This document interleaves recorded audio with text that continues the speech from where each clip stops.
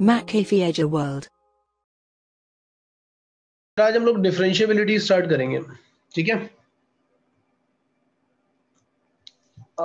हाँ sir. Next हम लोग क्या बात करने वाले हैं कि एक फंक्शन की डिफरेंशिएबिलिटी क्या होती है। डिफरेंशिएबिलिटी का मतलब होता है कि फंक्शन उस पॉइंट पे डिफरेंशिएबल है, मतलब हम उसको डिफरेंशिएट कर सकते हैं, उसका डेरिवेटिव फाइंड कर सकते हैं। तो डिफरेंशिएट करने वाली कंडीशन होती क्या है वो समझनी है बहुत अच्छी तरीके से। डिफरेंशिएट करने वाली कंडीशन होती है राइट हैंड डेरिवेटिव, जैसे हम लोगों ने कॉन्टिन्यूटी में देखा था वैसे हम यहाँ पे देख रहे हैं कि राइट हैंड डेरिवेटिव और लेफ्ट हैंड डेरिवेटिव जब हम निकालेंगे तो राइट हैंड डेरिवेटिव का वैल्यू और लेफ्ट हैंड डेरिवेटिव का वैल्यू सेम आना चाहिए और फाइनाइट आना चाहिए। अब बात यह आती है कि राइट हैंड डेरिवेटिव और लेफ्ट हैंड डेरिवेटिव होते क्या है और इनका वैल्यू फाइनाइट आने वाला है, तो ये क्या है या क्यों आ रहा है, ठीक है? तो इसको समझने के लिए हमें समझना पड़ता है कॉन्सेप्ट ऑफ टेंजेंट, क्योंकि डेरिवेटिव यानी कि dy बाई dx का मतलब ही ये है कि हम वहां पे स्लोप ऑफ टेंजेंट निकालने की बात कर रहे हैं। हम वहां पे स्लोप ऑफ टेंजेंट निकालने की बात कर रहे हैं, क्योंकि डेरिवेटिव अगर तुमने फिजिक्स में भी थोड़ा बहुत पढ़ा होगा तो वहां पे क्योंकि रेट ऑफ चेंज की बात कर रहे होते हैं ना, तो मैं तुम्हें थोड़ा ग्राफिकली दिखाता हूँ कि हम क्या कर रहे होते हैं।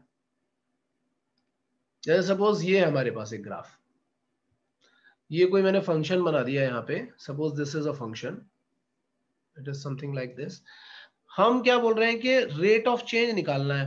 मैंने बोला कि हाँ यार ये मैंने लिया x और ये कोई पॉइंट ले लिया मैंने x प्लस h, ये दूसरा पॉइंट ले लिया। यहाँ पे फंक्शन का वैल्यू जो आ रहा है वो आ रहा है fx, और यहाँ पे जो फंक्शन का वैल्यू आ रहा है वो आ रहा है f of x plus h।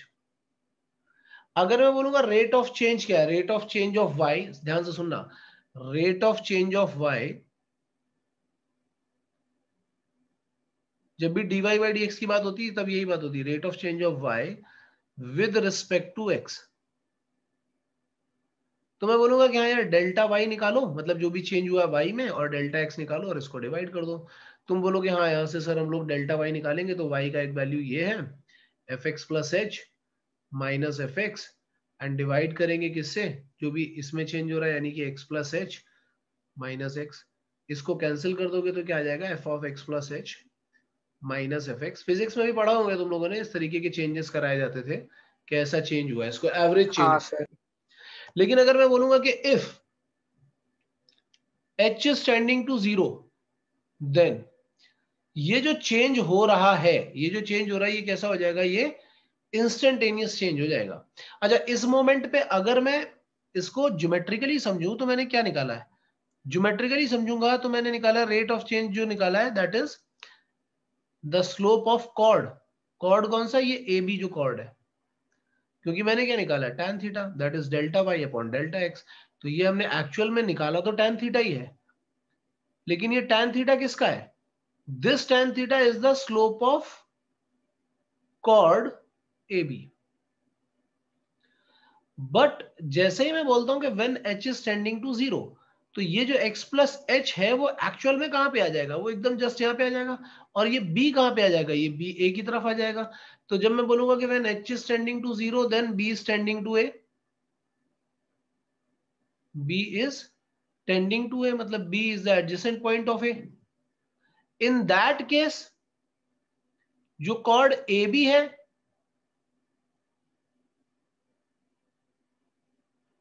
वो क्या बनने जा रही है, it is becoming the tangent at A. क्योंकि अब हम क्या बोलेंगे कि b पहले बहुत दूर दिख रहा था लेकिन अब कहां दिख रहा है, यहां दिख रहा है। मैं दो एडजेसेंट पॉइंट को ज्वाइन करूंगा तो क्या बनेगा, टेंजेंट, और वो भी कहां पे, राइट साइड पे, क्योंकि x प्लस h इसके राइट साइड पे है। तो यहां पे क्या होगा, जब मैं लिमिट h टेंडिंग टू 0 कर दूंगा तो limit h tending to 0 is what, it is fx plus h minus fx upon h। ये हमें क्या मिलेगा, this will be the slope of tangent at A on right side, क्योंकि हम x plus h से आ रहे हैं तो राइट साइड पे हमें टेंजेंट, इसी को हम बोलते हैं राइट हैंड डेरिवेटिव। जो मैंने ये लिखा हुआ ना, इसको हम लोग कैसे डिनोट करते हैं, f डैश a प्लस से, या इसको f of a plus h minus f a upon h करते हैं। और जब हम लेफ्ट साइड से देख रहे होते हैं तो हम क्या करते हैं एक्स माइनस एच, तो वहां पे बोलेंगे F dash A minus F of A minus H minus F A upon minus H. तो यहाँ लिमिट जो हमें कैलकुलेट करनी होती है वो थोड़ी बड़ी होती है, लेकिन फंक्शन को हम डिफरेंशिएबल तब बोलते हैं जब राइट हैंड वाला slope of tangent and left hand वाला स्लोप ऑफ टेंजेंट, जिसको हम लोग right hand derivative and left hand derivative बोल रहे हैं, जब ये दोनों इक्वल होते हैं और ये दोनों फाइनाइट होते हैं।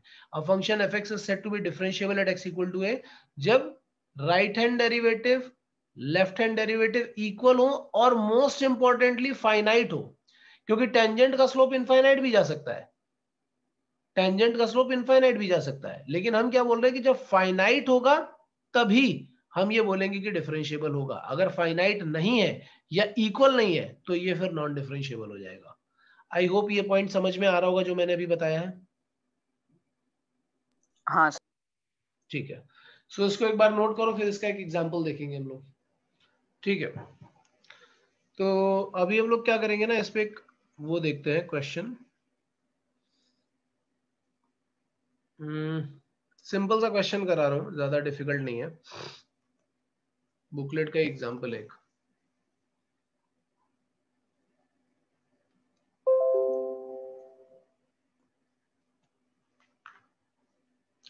जैसे ये है क्वेश्चन अपने पास, उसने फंक्शन डिफाइन कर रखा है और डिफरेंशिएबिलिटी चेक करने के लिए बोल रहा है। कहां पे चेक करने के लिए बोल रहा है? x इक्वल टू 1 पे। तो जब भी डिफरेंशिएबिलिटी चेक करनी है, इसका एक और सिंपल तरीका वो मैं आगे बता दूंगा, लेकिन अभी हम लोग पूरा प्रॉपर मेथड देखेंगे इसके लिए। सो हम लोग कैसे देखेंगे कि पहले देखेंगे राइट हैंड डेरिवेटिव। इसमें क्वेश्चन थोड़ा बड़ा होने वाला है। क्यों बड़ा होने वाला है? क्योंकि लिमिट हमें थोड़ी बड़ी कैलकुलेट करनी है। यहाँ पे limit extending to 0, f of 1 पे देखना है तो 1 plus H minus f one upon h, ऐसा करना पड़ेगा। सो 1 प्लस एच का मतलब क्या है कि हम 1 से आगे जा रहे हैं, 1 से आगे वाली डेफिनेशन देख रहे हैं। तो 1 से आगे वाली डेफिनेशन हम किसके अकॉर्डिंग देखेंगे? इसके अकॉर्डिंग देखेंगे। तो हम बोलेंगे it will be 4 into x की जगह पर डालोगे 1 plus h whole square minus 1 minus f one देखोगे तो वो भी यहाँ पे ही डाल के देखना पड़ेगा क्योंकि इक्वलिटी भी यहीं पे है। तो it will be 4 minus 1 that is 3 and whole divided by h. तो हमें ये क्या मिल रहा होगा? लिमिट h टेंडिंग टू 0 और ये -4 हो गया। अगर हम 4 कॉमन निकाल लेंगे तो हमें मिल रहा होगा 1 plus h whole square minus 1 and whole divided by एच। अब नेक्स्ट स्टेप पे आओगे तो ये मिलेगा limit h tending to 0 4 times यहाँ पे a square minus b square लगाओगे तो आ जाएगा a plus b and a minus b divided by h। h का वैल्यू 0 डालोगे तो इट विल बी 4 2 जा 8। सो ये हमारे पास आ गया राइट हैंड डेरिवेटिव। अब ऐसे ही हम फाइंड करेंगे लेफ्ट हैंड डेरिवेटिव। तो लेफ्ट हैंड डेरिवेटिव कैसे फाइंड करेंगे? Limit h tending to 0 f of 1 minus h minus f1 upon minus h। तो 1 माइनस h मतलब 1 से पहले वाली डेफिनेशन। तो 1 से पहले वाली डेफिनेशन कौन सी है? ये है। तो यहां पे हम डालेंगे 2 टाइम्स x की जगह पर 1 minus h plus 3 minus f1। तो देखो f1 यहां इंक्लूड नहीं है, f1 यहां इंक्लूड है, तो 1 वाला वैल्यू तुम्हें यहीं से ही लेना पड़ेगा, जहां पे 1 इंक्लूड होगा वहां से। तो जब f1 लोगे तो वो वैल्यू आएगा 3 and divided by h with minus sign. ठीक है, सो अब क्या होगा? ये 3 और 3 कैंसिल हो जाएगा। यहाँ पे अगर हम देखेंगे कि यहाँ पे क्या वैल्यू आने वाला है तो हमें दिख रहा होगा limit h tending to 0 2 minus 2h upon minus h। तो माइनस h को हम यहाँ पे रख देंगे। सो हमें क्या मिल रहा है अगर स्प्लिट करके रखेंगे? तो जब हम h का वैल्यू 0, यहाँ पे तो कैंसिल हो जाएगा। हम यहाँ पे जब h का वैल्यू 0 डालेंगे तो माइनस इन्फिनिटी की तरफ टेंड कर रहा है। जैसे ही left hand derivative minus infinity आ गया तो हम क्या बोलेंगे कि फंक्शन इज नॉन डिफरेंशिएबल। क्यों नॉन डिफरेंशिएबल आ रहा होगा? मेरे ख्याल से समझ में आ रहा है। हाँ सर। ठीक है ना, क्योंकि हमने यहाँ पे एफ ऑफ 1 माइनस एच रखा तो x की जगह पर मैंने यहाँ पे 1 माइनस एच रखा प्लस 3 रखा और फिर जब हम यहाँ पे f1 का वैल्यू देखेंगे तो f1 का वैल्यू 4 - 1 3 आ रहा था, वो रखा यहाँ पे, सब कैंसिल आउट किया, सिंप्लीफाई किया, तो हमें LHD इक्वल टू RHD नहीं मिल रहा। और दूसरी बात, LHD का वैल्यू क्या आ रहा है, -इन्फिनिटी। सो हम क्या बोलेंगे कि function is non differentiable, function is non differentiable at x equal to 1।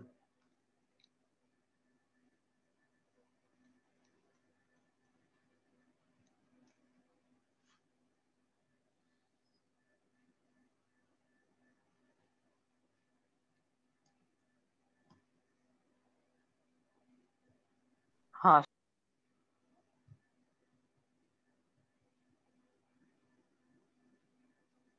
ठीक है।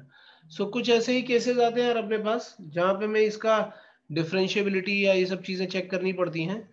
तो एक क्वेश्चन मैं और तुम्हें दे रहा हूं करने के लिए, अभी सॉल्व करने के लिए, थोड़ा ध्यान से करना।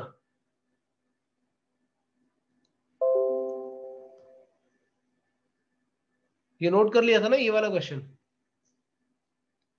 हाँ सर। ठीक है, ये वाला करो सॉल्व। यहाँ पे इंटीग्रल पार्ट, फ्रैक्शनल पार्ट, ये सब चीजें यूज हो रही हैं, तो थोड़ा अच्छा क्वेश्चन है ये, बट ध्यान से करना फिर भी।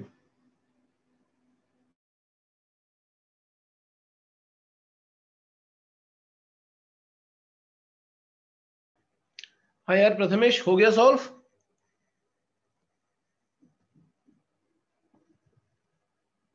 सर 49th वाला हो गया, 48 नहीं।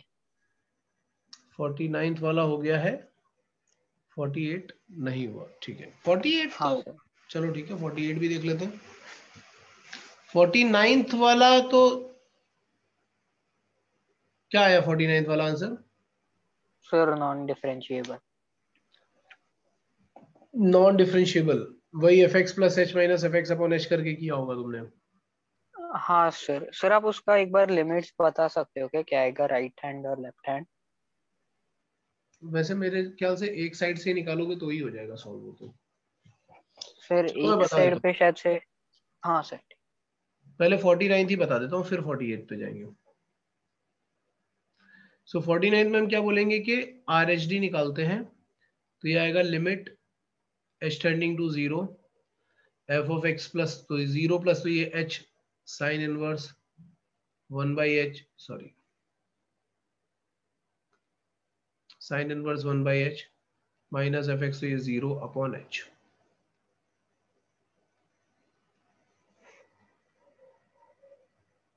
ठीक है, तो जब यहां से हम h और h कैंसिल करेंगे तो हमें ये मिल रहा होगा limit h tending to zero sine inverse of 1/h। वैसे इसका कोई सेंस है नहीं, क्योंकि जब h का वैल्यू जीरो डालोगे तो इन्फिनिटी आ रहा है, तो उसकी डोमेन में ही नहीं आ रहा है एक्चुअली। तो अगर ये उसकी डोमेन में ही नहीं आ रहा है तो ये हाँ डिफाइन सर। नहीं करेंगे। एक्चुअली प्रॉब्लम पता है कहाँ पे है? प्रॉब्लम इस क्वेश्चन में यहाँ पे है कि ये एक्चुअली क्वेश्चन साइन इनवर्स नहीं बल्कि साइन ऑफ 1/x होना चाहिए था, ये क्वेश्चन है, रियल क्वेश्चन ये है। तो उसको थोड़ा सा चेंज करते हैं, इसको साइन इनवर्स लिखने के बजाय ऐसा लिखो। ऐसा लिखोगे तो थोड़ा फिर भी ठीक दिखाई पड़ेगा। क्यों ठीक दिखाई पड़ेगा? क्योंकि जब हम ऐसा करेंगे तो आएगा sign of 1/h। Sign of 1/h का ग्राफ तुमने देखा था, ये एक फाइनाइट नंबर है, -1 से +1 के बीच में लाई कर रहा है, लेकिन ये ऑसिलेटिंग डिसकंटिन्यूटी वाला केस है, याद है? हाँ हाँ सर। सर वो बहुत ऐसा देख, जैसे जीरो की तरफ टेंड कर रहा था, तो हाँ उसका हाँ मतलब हाँ हाँ हाँ, ज्यादा सामने आ रहे थे लाइन्स वो ना। इसी की वजह से कि हमें इसका कोई वैल्यू नहीं मिल पाता है, तो फाइनाइट बट क्या वैल्यू है वो हम डिटरमाइन नहीं कर पाते। इसकी वजह से ये कैसा हो जाएगा, यहाँ पे ये हो जाएगा नॉन डिफरेंशिएबल। 48th क्वेश्चन देखते हैं। तो 48th क्वेश्चन में चलो पहले ही आर एच डी कैलकुलेट करते हैं। आर एच डी कैलकुलेट करोगे तो तुम क्या बोलोगे, 3 पे चेक करना है ना। तो आर एच डी तुम बोलोगे लिमिट एक्सटेंडिंग टू 3, एक्स की जगह पर आ जाएगा 3 + h डिवाइडेड बाई 3 +3, ये तो आ गया, हमने यहाँ पे डाल दिया वैल्यू, माइनस f3 देखोगे तो वो तो तुम्हें यहीं से मिलेगा, तो integral sorry fractional part of 1 तो 0 हो जाएगा और ये सिर्फ 3 आ जाएगा। And whole divided by h। So जब हम इसको सिंप्लीफाई करेंगे तो ये हमें मिल रहा होगा लिमिट एक्सटेंडिंग टू 0। यहाँ पे देखो ये 1 प्लस एच बाई 3 दिख रहा है, तो फ्रैक्शनल पार्ट निकालोगे तो h बाई 3 आ जाएगा, plus 3 minus 1 by 3 whole divided by h। तो ये 3 और 3 कैंसिल होगा, तो हमें क्या मिलेगा, जब हम h और h कैंसिल कर देंगे तो हमें लिमिट मिल जाएगी 1 by 3। This is our RHD। और जब हम LHD के लिए जाएंगे तो LHD के लिए हम क्या बोलेंगे, limit extending to 0 f of 3 minus h। तो यहाँ पे हम डालेंगे 3 माइनस h, तो it is 2 into 3 minus h upon 3 plus 3 minus h upon 3 plus 2 minus f3 देखोगे तो f3 का वैल्यू 3 ही आया था, and whole divided by minus h करेंगे। सो जब यहां पे जाएंगे तो हमें मिलेगा लिमिट एक्सटेंडिंग टू 0। जब इसके बॉक्स के अंदर देखेंगे तो ये आ रहा होगा 2 माइनस 2h बाई 3, यहाँ पे कितना आ जाएगा 1 minus h by 3 plus 2 minus 3 whole divided by minus h। So यहाँ से ये 3 2 1 कैंसिल हो जाएगा। इधर देखोगे तो क्या आ रहा होगा, 2 माइनस 2h बाई 3, तो 2 से लेसर नंबर है तो इसका इंटीग्रल पार्ट कितना आ जाना चाहिए, 1 minus h by 3 whole divided by minus h and limit extending to 0। तो अगर तुम यहाँ पे लिमिट दोगे तो ये लिमिट जा रही होगी माइनस इन्फिनिटी की तरफ। सो फिर से क्या हो गया, LHD माइनस इन्फिनिटी आ गया, इसलिए हम क्या बोलेंगे कि ये फंक्शन जो है this is non differentiable function. Clear है? तो सर उसका इसका मतलब 2 - 2h/3 का इंटीग्रल पार्ट क्या आएगा? 1, क्योंकि ये नंबर 2 से हाँ छोटा सर, है ना, लेसर है। हाँ सर, हाँ सर, हाँ सर, समझ गया सर, उधर ही डाउट आ रहा था। नोट करो इसको। हाँ प्रथमेश, हुआ ये वाला?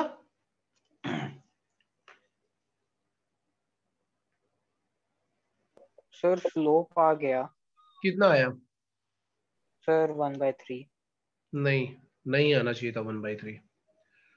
किस पे, x इक्वल टू 1 पे? हाँ सर, x = 1 पे LHD और RHD कैलकुलेट किया। ठीक है ठीक है ठीक है ठीक, वो तो हो जाएगा। x इक्वल टू 0 पे बताओ, ये इंपॉर्टेंट, ये है 0 वाला इंपॉर्टेंट है। x इक्वल टू 1 वाला तो ठीक है, वो तो आ गया होगा, करेक्ट है। 0 पे बताओ। हाँ सर, उधर वो ही किया भी, डाउट 0 था। वाला किया? सर ट्राई कर करो रहा करो था, करो। हो ही नहीं रहा था। हाँ चलो अब हम ट्राई करते हैं, दोनों लोग। RHD 0 पे चेक कर रहे हैं, तो क्या आएगा, limit extending to 0 f of 0 plus h, तो यहाँ पे आ जाएगा h power 1/3 minus f of 0, तो फंक्शन का वैल्यू 0 अपॉन h, ये आ गया। सो क्या आएगा, it is limit extending to 0। जब तुम डिवाइड करोगे तो ये आ रहा है 1 upon h raise to the power 2/3 and when h is tending to 0 the number is tending to infinity. मतलब फंक्शन डिफरेंशिएबल है नहीं वहां पे। लेफ्ट हैंड डेरिवेटिव देखोगे वो क्या हो जाएगा, limit extending to 0 f of 0 minus h raise to the power 1/3 minus 0 upon minus h। तो जब यहां पे तुम करोगे तो ये आ जाएगा limit extending to 0 1 upon minus h raise to the power 2/3। ये भी क्या जा रहा होगा, इंफिनिटी। अगर हम इसका ग्राफ देखें, इसी फंक्शन का ग्राफ देखो, इंफिनिटी जा रहा है, इसीलिए मैं ग्राफ भी दिखाना चाह रहा हूं तुम्हें। इंफिनिटी जा रहा है, ठीक है। ग्राफ देखेंगे तो कुछ ऐसा ग्राफ आ रहा होगा, देखना। यहां से 0 से ये ऐसा जा रहा होगा, ऐसा। 0 पे तो वैल्यू 0 होगी, जब 1 डालोगे तो 1 होगी, 8 डालोगे तब 2 आएगा, ऐसा ग्राफ। और यहां से ग्राफ जा रहा होगा इसका ऐसा, ऐसा। मतलब जब 0 पे देखेंगे तो इसका स्लोप, टेंजेंट का स्लोप इंफिनिटी है। फंक्शन बिल्कुल स्मूथ है, यहां से लेकर के यहां तक और यहां से लेकर के यहां तक फंक्शन पूरा स्मूथ है, कंटिन्यूअस भी है, ठीक है। बट इस केस में फंक्शन नॉन डिफरेंशिएबल है, क्योंकि यहां पे जो स्लोप है वो इनफाइनाइट हो गया है। फंक्शन स्मूथ है, आगे यूज होगा इसका, एंड कंटिन्यूअस है, बट नॉन डिफरेंशिएबल है। Why non differentiable? बिकॉज उसका जो टेंजेंट का स्लोप है वो इंफिनिटी आ रहा है, इसकी वजह से ये नॉन डिफरेंशिएबल है। जनरली जो स्मूथ और कंटिन्यूअस फंक्शन होते हैं वो डिफरेंशिएबल होते हैं, ये एक स्पेशल केस है। जनरली आगे जैसे मैं भी बताऊंगा, ये क्लियर करूंगा, जनरली हम क्या बोल रहे हैं कि जो स्मूथ फंक्शंस होते हैं वो होते हैं continuous, smooth functions are continuous and differentiable, ऐसे होते हैं। बट ये एक स्पेशल केस है। ये इसलिए स्पेशल केस है क्योंकि यहां पे स्लोप इंफिनिटी हो रहा है, ये स्मूथ भी है, कंटिन्यूअस भी है, बट नॉन डिफरेंशिएबल है। ये बात समझ में आ रही है? सर वापस बता सकते हो? LHD RHD समझ में आया? हाँ सर, वो समझ गया, और स्मूथ ये स्मूथ ग्राफ वो भी समझ गया। तो मैं ये बोल रहा हूँ कि स्मूथ एंड कंटिन्यूअस फंक्शन जो होता है, जैसे सपोज मैंने कोई एक ऐसा फंक्शन बनाया है स्मूथ, तुम किसी भी पॉइंट पे देखोगे तो अगर स्मूथ है तो ये कैसा होगा, डिफरेंशिएबल भी होगा। क्यों डिफरेंशिएबल होगा? क्योंकि यहाँ पे इसका स्लोप और यहाँ पे इसका स्लोप कॉमन दिख रहा होगा। यहाँ देखोगे तो यहाँ भी इसका स्लोप और यहाँ पे इसका स्लोप सेम दिख रहा होगा। तो जनरली जितने स्मूथ फंक्शन होते हैं वो कैसे होते हैं, वो डिफरेंशिएबल भी होते हैं। बट ये वाला फंक्शन डिफरेंशिएबल नहीं आ रहा है। क्यों नहीं आ रहा है? क्योंकि इस पॉइंट पे जो इसका स्लोप है, टेंजेंट का स्लोप, वो कैसा आ रहा है, वो पैरेलल टू वाई से, मतलब इन्फिनिटी आ रहा है, जिसकी वजह से हम क्या बोलेंगे कि this function is non differentiable. Non. Even it is smooth and continuous, but still it is non-differentiable. Prathamesh try कर लिए दोनों?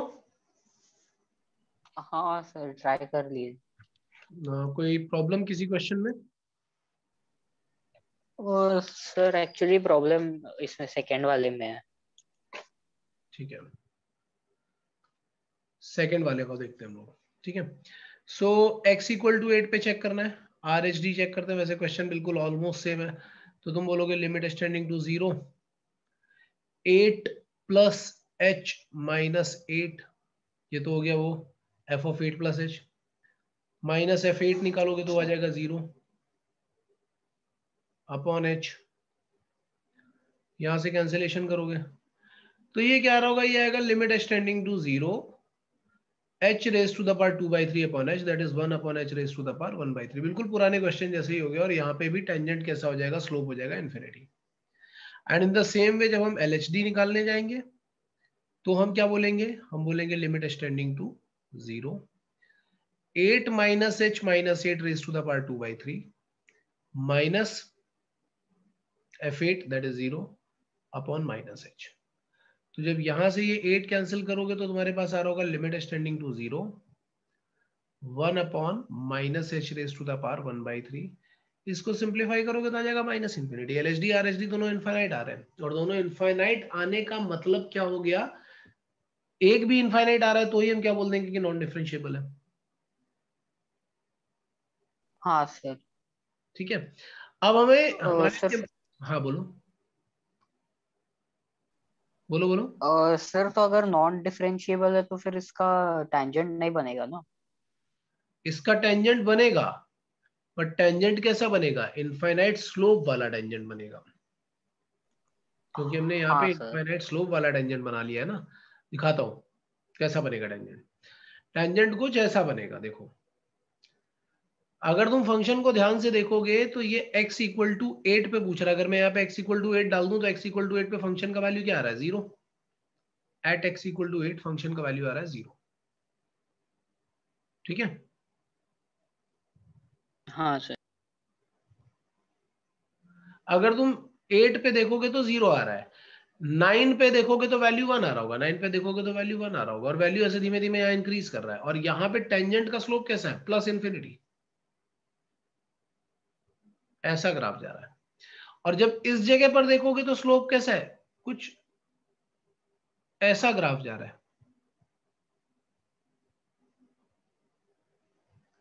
मतलब अगर हम स्लोप देखें दोनों साइड से, तो एक साइड से ये माइनस इन्फिनिटी को टेंड कर रहा है और एक साइड से प्लस इन्फिनिटी को टेंड कर रहा है।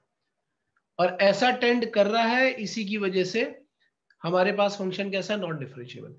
अब यहाँ पे ध्यान से देखना, ये फंक्शन तुम्हें दिख कैसा रहा है, ये फंक्शन स्मूथ नहीं दिख रहा है यहाँ पे, this function is not smooth. यहाँ फंक्शन कैसा है, एक शार्प एज आ गई है यहाँ पे फंक्शन में। जब भी फंक्शन में शार्प एज आ जाती है, फंक्शन नॉन डिफरेंशिएबल अपने आप हो जाता है। कंटिन्यूअस है बट नॉन डिफरेंशिएबल है। क्यों नॉन डिफरेंशिएबल है, क्योंकि यहाँ पे जो लिमिट्स है वो माइनस इन्फिनिटी और प्लस इन्फिनिटी ऐसी जा रही है। ये बात समझ में आ रही है? हाँ सर।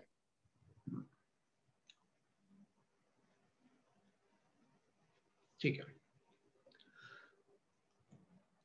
सर तो फर्स्ट वाले का भी बता सकते हैं क्या, फिर मेरा मतलब सेम मिस्टेक हुआ है। नहीं, फर्स्ट वाला तो डायरेक्टली आंसर आ गया होगा मेरे ख्याल से, फर्स्ट वाला तो उतना प्रॉब्लम नहीं था। वो तो तुम डायरेक्टली डिफरेंशिएट कर सकते हो क्योंकि वो तो पॉलिनोमियल है, उसमें कुछ ऐसा था नहीं कि तुम्हें कुछ करना पड़े। अगर तुम देखोगे तो F of zero plus H करोगे यहाँ पे, चलो वो भी कर लेते हैं, फर्स्ट वाला भी करके देखते हैं एक बार। तो फर्स्ट वाले में क्या लिखा होगा, हमें जीरो पे ही चेक करना है ना, तो हम आर एच डी निकालेंगे। आर एच डी निकालेंगे तो हम बोलेंगे it is limit extending to zero, F of zero plus H, तो यहाँ पे जीरो प्लस एच डालोगे तो it will be what, H cube plus 3h² plus 28h plus 1, minus F of zero करोगे तो ये 1 ही आ जाएगा, एंड डिवाइडेड बाय एच है। यहाँ पे कैंसिल करो तो हमें क्या मिल रहा होगा, लिमिट एक्सटेंडिंग टू जीरो। जब इस h से डिवाइड करोगे तो तुम्हें क्या मिल रहा होगा, h² प्लस 3h प्लस 28। अब h का वैल्यू जीरो डालोगे तो वैल्यू क्या आ गई, 28 आ गई। और हाँ जब सर। एच डी निकालेंगे तो एल एच डी निकालने के लिए हम क्या बोलेंगे, it is limit extending to zero F of zero minus H. तो यहाँ पे माइनस एच रखोगे तो it is minus H cube plus 3h² minus 28h plus 1 minus F zero upon minus H करना पड़ेगा। ये आ गया। अब जब वो माइनस एच से डिवाइड करोगे तो क्या आ रहा होगा, ये आ जाएगा h² माइनस 3h प्लस 28। अब जब वैल्यू डालोगे h का वैल्यू जीरो तो ये 28 आ गया। तो हमें यहाँ पे टेंजेंट का स्लोप मिल रहा है, LHD और RHD सेम है, टेंजेंट का स्लोप मिल रहा है, वो क्या मिल रहा है, वो मिल रहा है 28। हाँ सर। ठीक,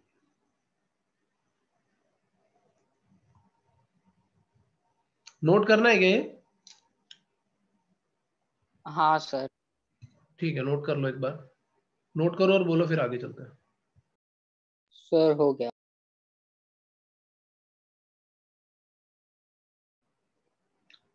हैं। ठीक है, आगे चलते हैं, relation between continuity and differentiability देखते हैं, और यहाँ पे ही हमें सबसे अच्छा कंसेप्ट मिलेगा अभी।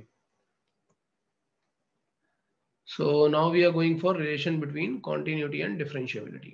समझना जरा इसको क्या बोल रहा है। वो बोल रहा है कि if f dash a exist then fx is continuous at x equal to a। मतलब अगर फंक्शन डिफरेंशिएबल है तो डेफिनेटली कॉन्टिन्यूअस वो होगा ही होगा। इसको तुम ऐसे समझ सकते हो कि if, सॉरी यहां पे लिख देता हूं मैं, if fx is differentiable then definitely it is continuous, क्योंकि डिफरेंशिएबल होने के लिए उसका स्मूथ होना बहुत जरूरी है, और स्मूथ फंक्शन कभी भी ब्रेक हो नहीं सकता। तो जब भी फंक्शन डिफरेंशिएबल होगा वो डेफिनेटली कॉन्टिन्यूअस होगा। अच्छा, दूसरी बात क्या है, converse of the above result is not true. मतलब कि अगर एफ कॉन्टिन्यूअस है तो डिफरेंशिएबल होगा ऐसा जरूरी नहीं है, कंटिन्यूअस है तो डिफरेंशिएबल होगा ऐसा जरूरी नहीं है। क्यों जरूरी नहीं है, हम ऊपर ऑलरेडी देख चुके हैं, दो केसेस देख चुके हैं वहां पे। कौन से दो केसेस देखे थे, चलो फिर से एक बार दिखाता हूं। यहाँ पे देखना, फंक्शन कंटिन्यूअस है, इस बात को समझना, फंक्शन कंटिन्यूअस है तो क्या होगा, यार एक सेकंड रुक जाओ, जरा ग्राफ बनाने में प्रॉब्लम हो रहा है। ठीक है,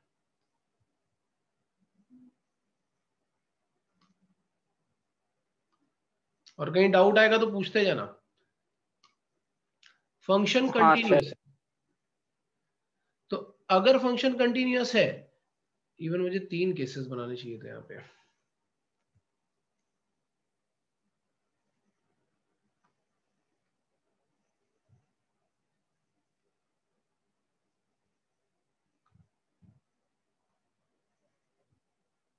तीन केसेस बना रहा हूं।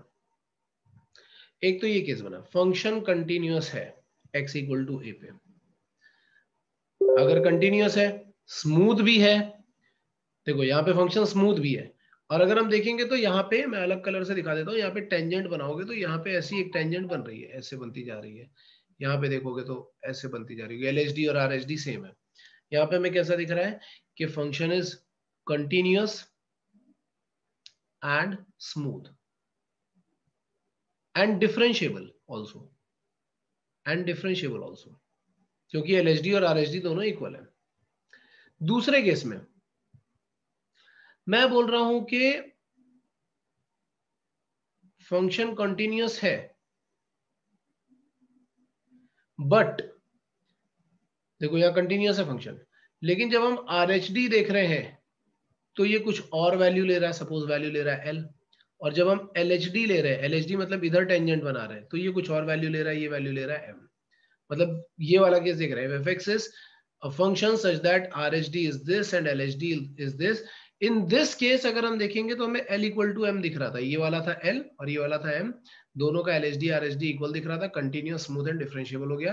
बट यहाँ पे क्या है, यहाँ पे अच्छा यहाँ पे L इक्वल टू M था और फाइनाइट भी था। मजे की बात ये कि फाइनाइट भी था, तो फंक्शन ऐसे केस में कंटिन्यूअस और डिफरेंशिएबल था। लेकिन यहाँ पे क्या है, L और M फाइनाइट तो है बट इक्वल नहीं है, both are finite but unequal. Unequal हुआ तो हम क्या बोलेंगे, जब अनइक्वल हो गया तो यहां पे क्या हो जाएगा, फंक्शन कंटिन्यूअस तो है बट नॉन डिफरेंशिएबल है, डिफरेंशिएबल नहीं है। और कब होता है ऐसा, ऐसा तब होता है जब ऐसे कोई शार्प एज दिखने लगता है, ये स्मूथ नहीं है, this function is not smooth. इस फंक्शन के पास में क्या आ रहा है, एक शार्प एज आ रही है। जब भी फंक्शन के पास में शार्प एज आने लगे मतलब समझ लो कि फंक्शन नॉन डिफरेंशिएबल है फॉर श्योर।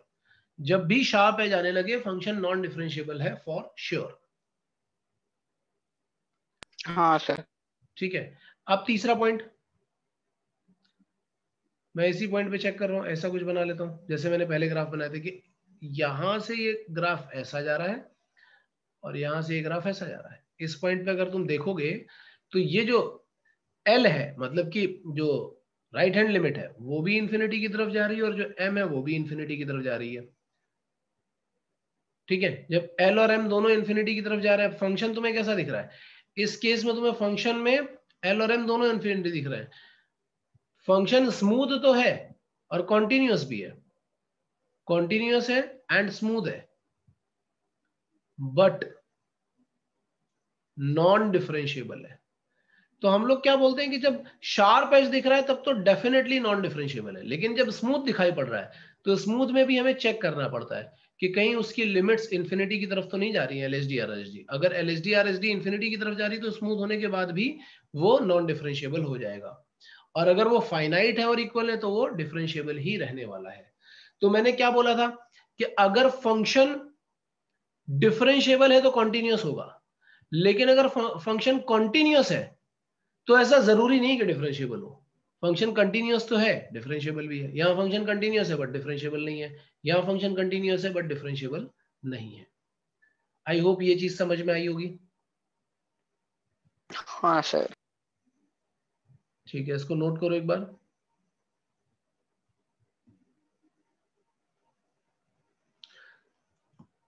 तो हम यहां से क्या बोल सकते हैं कि function is differentiable then it is surely continuous, and if fx is non differentiable तो हम क्या बोलते हैं, इट कैन बी कंटिन्यूअस और discontinuous, it can be continuous और डिसकंटिन्यूअस, दोनों ही चीजें हो सकती हैं। और ऐसे ही दूसरा वाला केस तुम बना सकते हो। दूसरे वाले केस में क्या बोलोगे कि if fx is continuous then it could be differentiable और नॉन डिफरेंशिएबल। जैसे यहां दिख रहा है कि कंटिन्यूअस है बट डिफरेंशिएबल नॉन डिफरेंशिएबल दोनों हो सकता है। But if fx is discontinuous, अगर डिसकंटिन्यूअस हो गया मतलब कि ब्रेक हो गया, देन हम क्या बोलेंगे, श्योरली नॉन डिफरेंशिएबल। फिर तो ये डिफरेंशिएबल हो ही नहीं सकता, श्योरली नॉन डिफरेंशिएबल होगा। जैसे अगर मुझे ये ग्राफ बनाना पड़ जाए, सोचो मैं एक डिसकंटिन्यूअस फंक्शन का ग्राफ बनाता हूं, देखना अगर मैं यहां पे एक ग्राफ बनाता हूं कुछ ऐसा कि ये हमारे पास कैसा है, ये डिसकंटिन्यूअस फंक्शन आ गया, तुम देखना तुम बोलोगे कि सर हम लोग जरा राइट हैंड लिमिट देख लेते हैं, मतलब इसको और इसके नेक्स्ट पॉइंट को ज्वाइन करके देखेंगे। मैं बोलूंगा हाँ यार देखो ये टेंजेंट आ रहा है। अब तुम क्या बोलोगे कि सर लेफ्ट हैंड लिमिट देखते हैं। तो लेफ्ट हैंड लिमिट कैसे देखोगे, जो ये पॉइंट है इसको इसके पीछे वाले, जस्ट पीछे वाले पॉइंट के साथ ज्वाइन करो। तो इसको इसके जस्ट पीछे वाला पॉइंट तो तुम्हें यहां दिख रहा है ना, इसके साथ में अगर तुम ज्वाइन करोगे तो तुम्हें ये जो स्लोप दिखाई पड़ने वाला है, ये स्लोप कैसा जा रहा है, this slope is tending to infinity. तो इसलिए कभी भी फंक्शन अगर डिसकंटिन्यूअस हो गया तो श्योरली नॉन डिफरेंशिएबल है। अगर कंटिन्यूअस है तो हम कुछ कह नहीं सकते, हमें चेक करना पड़ेगा। इसीलिए हम क्या करते हैं, पहले कॉन्टिन्यूटी चेक कर लेते हैं। कॉन्टिन्यूटी थोड़ा आसान रहता है। आसान क्यों रहता है, क्योंकि छोटे लिमिट रहते हैं। अगर डिसकंटिन्यूअस हो गया तो तुम श्योरली नॉन डिफरेंशिएबल बोल दो। हाँ सर। अगर हाँ कंटिन्यूअस सर। हुआ तो तुम्हें चेक करनी पड़ेगी डिफरेंशिएबिलिटी।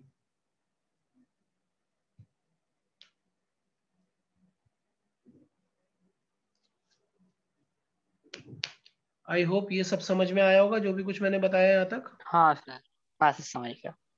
इसको एक बार नोट कर लो, फिर आगे चलते हैं। अब ये वाला क्वेश्चन ट्राई करो जरा। पहले कॉन्टिन्यूटी पे जाना, अगर कॉन्टिन्यूअस हो तो ही डिफरेंशिएबिलिटी पे जाना, अदरवाइज नहीं। ठीक है ना। हाँ सर। सो एफ एक्स का डेफिनेशन ऐसा दिया हुआ है। ये इफ एफ एक्स यहाँ लिख दिया, ये थोड़ा इसने उल्टा लिख दिया यार, गजब ही इसने प्रिंटिंग मिस्टेक करी है इसमें। If F X equal to this, now comment on the continuity and differentiability of F X at X equal to 1 and X equal to 2। दोनों पे ही चेक करनी है। तुम पहले एक्स इक्वल टू 2 पे करो, बाद में एक्स, या दोनों पे ही करो। चलो दोनों पे ही करो, 10 मिनट का टाइम दे रहा हूं मैं। हाँ यार प्रथमेश, कोई एक सॉल्व हुआ?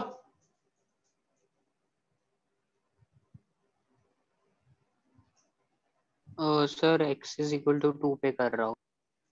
1 पे हो गया ना? हाँ सर, उस पे कंटिन्यूस आया बट नॉन डिफरेंशिएबल। ठीक है।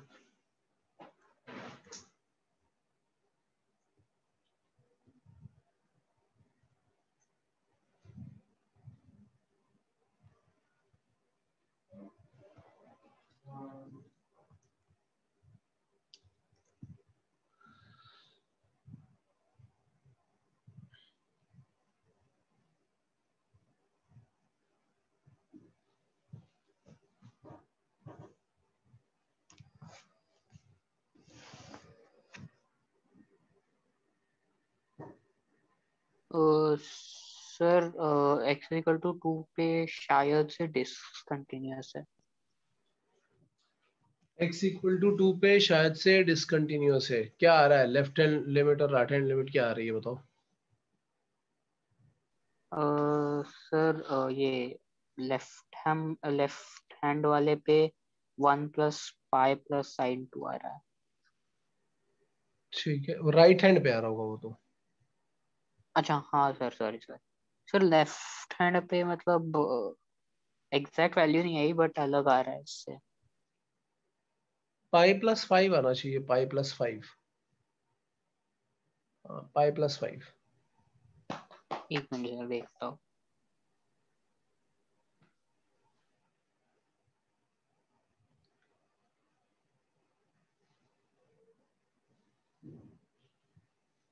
सर कैसे आएगा 5 + 5? देख, पाई तो दिख ही रहा है, फिर एक्स स्क्वायर की जगह पर तुम रख दो वो 2 plus H, sorry 2 minus H हाँ। Whole square. सिग्नम में जो 2 माइनस एच करोगे तो पॉजिटिव नंबर आने वाला, सिग्नम वाला पार्ट तो वैसे ही बन जाएगा। और उसके बाद जो फ्रैक्शनल पार्ट है वहां पे 2 प्लस एच माइनस 2 माइनस 4 करोगे तो it is minus 2 plus H, sorry 2 minus H minus 2 4 करोगे तो 1 माइनस एच आ रहा होगा। मतलब पहला वाला टर्म पाई आएगा, एक्स वाले से 4 आएगा, एक्स स्क्वायर करोगे तो वहां से 4 आएगा, सिग्नम वाले से 1 आएगा और लास्ट वाले से आएगा 1 माइनस एच। तो एच को 0 डाल दोगे तो पाई प्लस 5 आने लगेगा। Okay sir. ठीक है। ठीक है, आज के लिए इतना ही रखते हैं यार।